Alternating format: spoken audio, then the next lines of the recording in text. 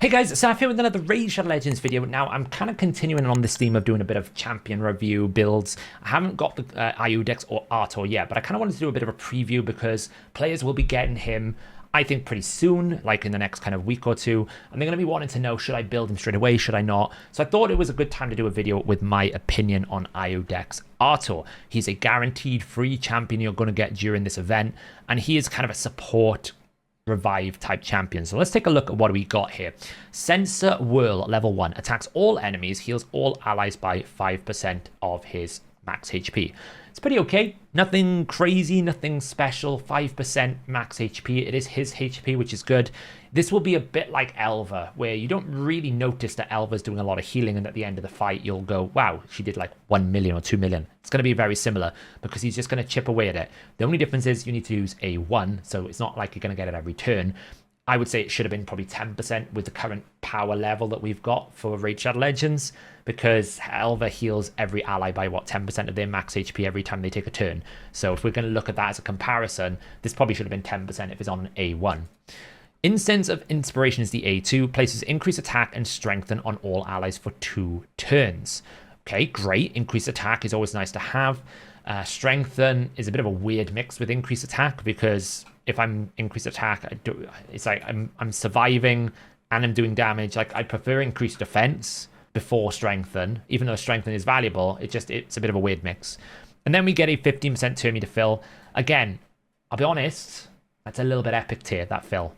For a legendary character they're trying to hype up as a freebie, I'd want 20%, because Arbiter already does 30%, right? And we already have champions like Lamassu on a free basis that are doing 50%. So 15% is a little bit weak, but the buffs are great. Revival Mandate revives an ally with 50% HP and 50% turn meter, and also gives them an increased attack. Then activates the revived ally's default skill, targeting the enemy with the lowest HP. Okay, so this is the first deviation away from cookie cutter champion. We got an ability that he revives someone and then they do a skill. Okay, it's not bad. It's a bit like, kind of like having a more, like a Siffy, when you, instead of 100% turn meter, they use an ability, but it's still an A1 against like the enemy with the lowest HP, so it doesn't give you an awful lot of control. And it's a single revive on a 4-turn cooldown. And then finally, Sentenced to Life. If an enemy is killed by an ally's default skill after being revived by Revival Mandate, resets the cooldown of Revival Mandate. Now, that is incredibly narrow with a cooldown. So I have to revive someone with my A3, only my A3. Then I have to kill someone with their default ability after I've revived them. And only then will I get the reset of the revive. And only then after 3-turn cooldown. I'll be honest, that's a bit, like, I think you need to take one of the conditions away there. Like, just make it no cooldown if you really want it to be, because, like, you've already got to revive someone and kill someone, which is already not a certainty in any case scenario. So I don't know, that seems very narrow to me. He's got a 25% in arena battles. That puts him at the sort of like strong to legendary tier, like the top 25-30% of the speed auras. But it's not really like Arman's tier. It's not really like Arbiter tier, Carnage tier. It's not going to work in Siege. I'd have preferred that to be all battles 20% or all battles 22%, so you can use these in Siege mode. 102 base speed is a bit slow for support. Most supports these days are 105 minimum. So yeah, my initial impression right now is it's kind of like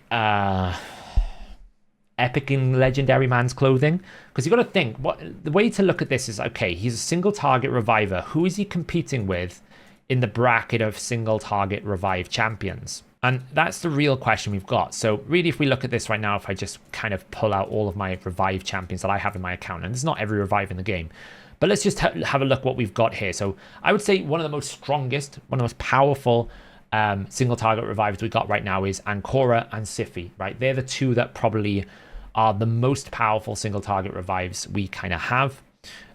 Even though Ancora's kind of fallen down in priority because she's kind of a nightmare to use into Marius, and Marius is so dominant because she obviously drops everyone's turn meter when she revives.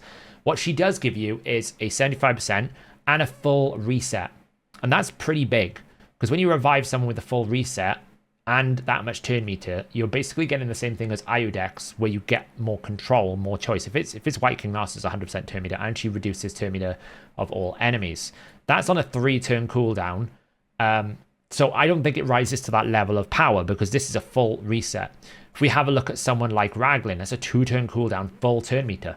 Doesn't really compete with even Raglan. Raglan's been in the game for absolute aeons.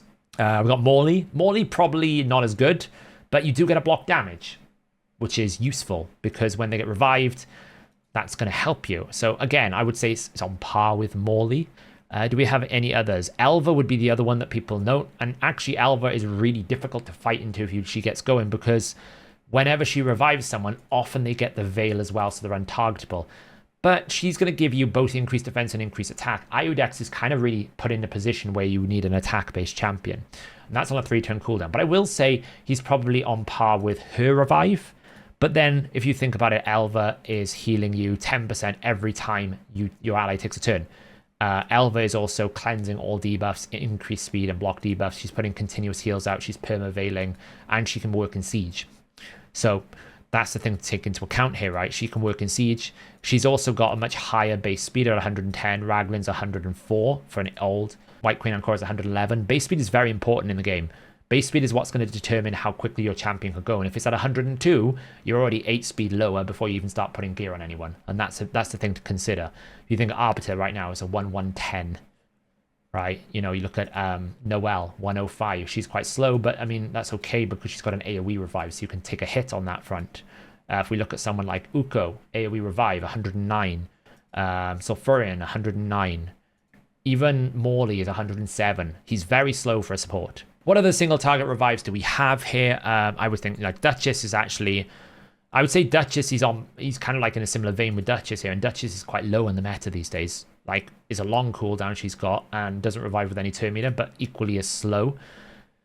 I don't know. I look at the revive pool that we currently have right now, and I wouldn't say that his single target revive is better than some of these other non-void champions that we've got in the game. You know, even someone as freebie as like Scylla the Drakes. Scylla the Drakes revives with a 50% ally protect and 50% HP. Probably quite much stronger than Scylla the Drakes revive, to be fair. But Scylla the Drakes heals all allies by 10% when at the start of each turn. So at the start of her turn, and she has a chance to put increased speed. So I think she probably heals a little bit more because she doesn't have to stick to the A1, even though it's their HP in that sense. So as a reviver, which obviously is a big part of it, that's kind of like what his unique aspect of his ability set is the revive. Everything else is pretty generic. I would say the passive is too narrow, and I would say the revive is good, but not insane. Because, you know, you have no idea if you're going to be able to get the kill. Now, there's very strong possibility that you can manufacture your team so that someone dies, you revive them, use their default ability, and they kill at lowest HP. But you don't even know who that lowest HP is going to be. So, like, I'm going to guess it's current HP, which means it's going to attack probably whoever you've done the most amount of damage to. But what if they've got unkillable? What if you don't want to attack them right now because if you kill them like a Sun Wukong, then Sun Wukong comes back alive and it's like, great, Sun Wukong just one-shots you because you had control. It's very limiting in terms of control. So what would I say to anyone getting him right now? Would you build him? Depends where you're at in the game. If you haven't got Arbiter yet, I would say it's a pretty good pickup because it's a good budget Arbiter until you can get Arbiter. But the moment you get Arbiter, she kind of replaces him because she's going to give you a 30% fill with increased attack with a 30% aura. Like, he's here, she's there. So he immediately then becomes, well, I don't need it. She's got an AoE team revive, right? So the moment you get Arbiter, he becomes kind of like not fit for purpose because even, let's compare it with Arbiter, right? Everyone can get Arbiter pretty reasonably, pretty accessible if you play through the game. She gives you a 25% heal if they're low health. She gives you 30% fill, increased attack on a 3-turn cooldown. She gives you a 20% turn meter boost on all allies and a 30% heal, and you get an extra turn if you revive someone, so you can do 20 into 30%. You know, I can't imagine you would go, I'm going to drop Arbiter and use Artor, Iudex Artor or Iudex Artor, however you say his name. That's my gut feeling. Now, I'm still going to get the soul for him because I seem to be doing the Titan event. I still think like he's probably going to be useful in the Sacred Order faction because faction wars is something that we're going to have to start talking about soon now. But he is sharing that faction with Noelle, with Cardiel, with people like Sir Nicholas. He's sharing it with Roshkard.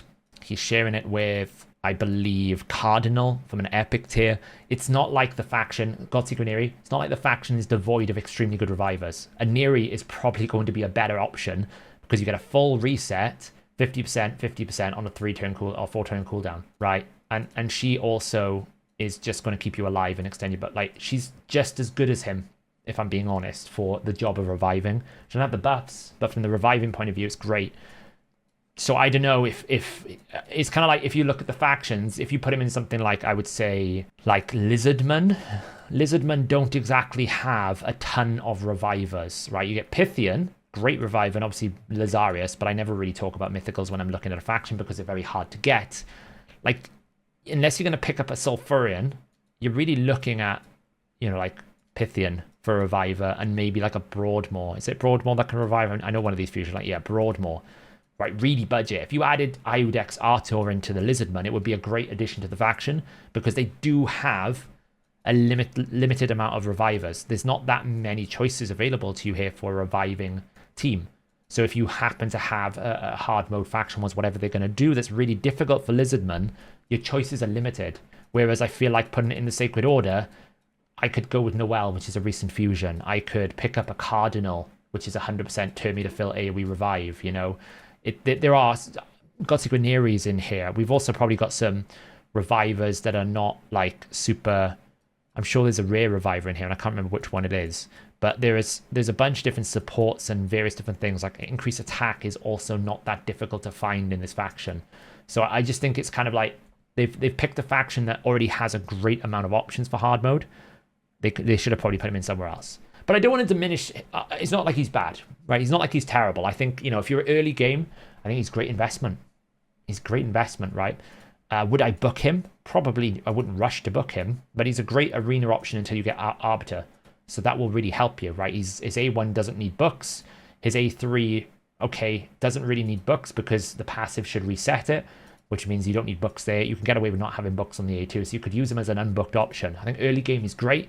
Late game, I doubt you're going to find much use because he doesn't work in Siege, and that's where a lot of these champions you're looking for now is, do they have an aura that you can fit it into Siege? That's what was really good about the recent fusion that they had for the anniversary event in the Undead faction, was that Fabian wasn't an arena aura, but in all battles, which means he has a little bit of an edge over someone like Armand's because they're very similar to Armand's in terms of control. So I think my gut assessment would be, if you are early game, Iudex Artor is something to pick up and use, but don't necessarily do a full investment in, right? Level 50, great support option. If you're mid game, he might have some value. If you're still a bit gappy in the Sacred Order for your faction wars, he's going to help you revive in the faction wars until you start picking up some of these other options. Like if you pick up a Godseeker in Eri, then you start running out of, not so much running out, you start going, I don't necessarily need him, but he does fill a void and a gap in there. Late game, you're probably not going to have a use for him. And if you're going for the soul will help, but the soul is on a support. The 5-star would be needed, right? You're going for the 5-star, probably for the banner or the temporal chains or something like that.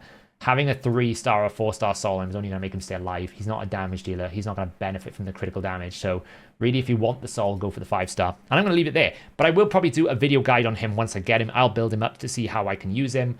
I'm guessing the next big update we're going to get is Faction Wars Hard Mode, which is going to be revealing. I think some of these champions that we're seeing now should be designed, and probably are, to help us through whatever that content is going to be. It could be that it's simple to do. It could be that those restrictions become quite difficult, and with these champions that we were saying, not really that good, become really valuable.